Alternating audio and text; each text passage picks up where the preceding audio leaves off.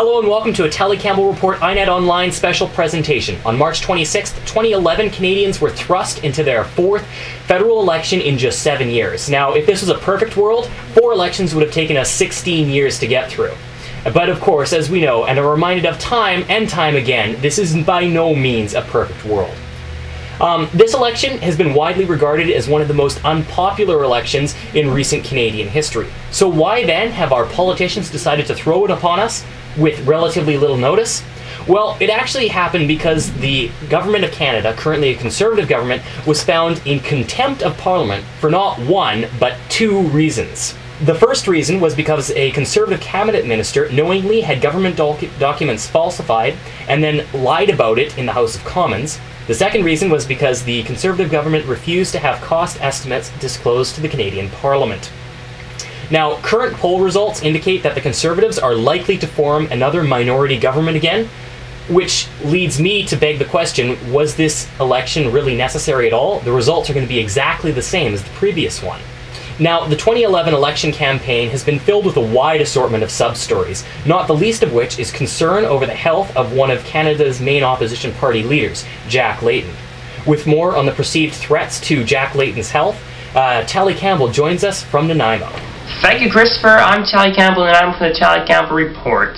I'm going to talk a little about Jack Layton, the federal party leader of the New Democratic Party, abbreviated as NDP. Jack has faced some health issues his way. He was diagnosed with prostate cancer and just went in for a hip fracture replacement. Have you seen Layton on the campaign trail live or by TV, and you've seen him walk with a cane? Well, that's because of a recent small hip fracture, in which he went in on March 4th at Toronto's Mount Sinai Hospital following a 3-hour procedure to repair a small hip fracture. And after that, he had to wear some crutches. Now he's having a cane for the following. And the hip fractures, as reported by the staff at the hospital, went excellent. Now, Jack has gone through knee surgery, which he's currently battling if you've seen him in interviews or at debates, as well as prostate cancer. Prostate cancer affects Canadians all around. And here's a video from Jack letting the news out that he had prostate cancer. This year, more than 25,000 Canadian men will be diagnosed with treatable prostate cancer. I've recently learned that I'm one of them. It's the same kind of prostate cancer that my father was diagnosed with 17 years ago.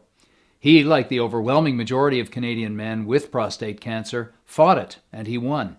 His treatments were successful. And I intend to tackle this with the same determination that he did. Like my dad, I'm a fighter, and I will beat this. Now, with the recent polls surging, the NDP could possibly be the official opposition party to Mr. Stephen Harper in this election. Experts say with the recent health injuries to Mr. Layton, they will not affect his outcome to be either Prime Minister or to be the official opposition leader. Personally, I do not think so. Layton has overcome his wife having cancer. He's overcome a lot of challenges in life. This, personally, I think, is going to make him stronger. Thank you, Tali. Well, in today's technologically advanced society, it seems that most Canadians communicate electronically, at least to some capacity. And that might encourage some avid Twitter users to begin to talk about the election results on their Twitter accounts before the polls are closed. But this is not, in fact, a good idea. Canada is a geographically massive region spanning some 9.97 million square kilometers and 4 time zones. These time zones caused Elections Canada to enact a law in 1938 that states that election results cannot be publicly broadcasted until after the polls closed in all of Canada. Now, this means that if the polls closed at 8 p.m. on the East Coast in Newfoundland, results could not be publicly broadcasted until 4 hours later when all the polls have closed on the West Coast. This is to prevent media coverage from influencing people's votes, and it also applies to new media technologies as well. The fact is that if Elections Canada does decide to prosecute someone for tweeting or Facebooking election results, that person could be fined up to $25,000 and or spend up to 5 years in jail. Now, Elections Canada is not expected to run after people who are twittering election results. However, they have gone on record as publicly saying that doing so is a violation of the Elections Act. perhaps it's best for avid Twitter users to simply wait before tweeting about Canada's election results. Now, the media coverage for this election has been a force for controversy as well. In fact, the leaders' debate, which took place just a couple of weeks ago, could in fact be the focus of a lawsuit. With more on why the leader of the Green Party of Canada was excluded from the official leaders' debate, here is Tali Campbell again from Nanaimo. Elizabeth May was included in the 2000 elections debate, but was not included in the 2011 debate. Now, why was May included in 2008, not 2011? Because the outpour of support she got from Green Party supporters, also other supporters who said she's a federal party leader and should be in this one. But this time, like we said before, the vice president of Global said he's not saying she's not allowed. That's his final decision, so she was not allowed in the 2011 debate. So with that said, why was Green Party leader Elizabeth May not included in the 2011 federal election debate? Well, Troy Reed, Vice President of News Global for TV and head of the committee of the TV companies, say the ruling is based on journalistic decision-making. Mr. Reed confirmed to Green Party that they have no prescribed rules, which mean the broadcast consortium, which is made up of CBC, Radio Canada, CTV, and Global, decided in a group that May would not be included because she did not have a seat in the House of Commons. Now, right now in 2008, Elizabeth was participating in the debates, with a wave of public outrage overturned a decision to exclude her. The president, Mr. Troy Reeves, said he is not overturning his decision. Almost 940,000 Canadians voted for the Green Party in the last federal election. May said more than 1 million Canadians plan to vote Green this election. And you're right, voters have a right to hear where all the major parties stand on the issues. That's one of the cornerstones of democracy. And after all, Canadian taxpayers finance the Green Party. Shouldn't they get to hear about its politics? And we finished it off. We all recognize that Elizabeth May was not in the English or French 2008 federal debate. However, she was streaming live webcast on her website, also Vancouver Sun, which is a newspaper company in Vancouver, and she was giving her reaction on each of the 4 main questions that the viewers asked. So she still was in there, but not actually debating. Let's head back to Victoria. Here's Chris. Well, as you might expect, this current federal election has sparked some of Canada's more colorful political commentators to go on record and air their beefs. We are now joined by INET's own political commentator, Mikhail Bush, who has his own thoughts on this election. It's a bit really silly, you know? I mean, you have all these sugar promises coming from politicians, you know? And even though you agree with most of the party's platform, I find I get easily put off by their sugar promises. I mean, on Twitter, like Christopher mentioned earlier, you know, there were many voters are saying, you know, oh, I'll only vote for a party that will deal with sea hunting. And then Elizabeth May put on her Twitter, oh, I guess you'll have be voting Green Party. Well, I'm sorry, but I think personally, Elizabeth May, you have bigger fish to fry, you know, rather than saving seals, you know, from hunting, which has gone on for centuries with the Inuit culture, you know. But she's just sugar promising, like Michael Ignatieff with this student issue of promising students the opportunity that, if they so choose, to travel abroad and receive 4,000 Canadian dollars to help with the financial fees. Well, this is all good, and everyone can certainly benefit from, you know, the 4,000, even traveling abroad and studying abroad, which is Michael Ignatieff's point. But not everybody can take that time.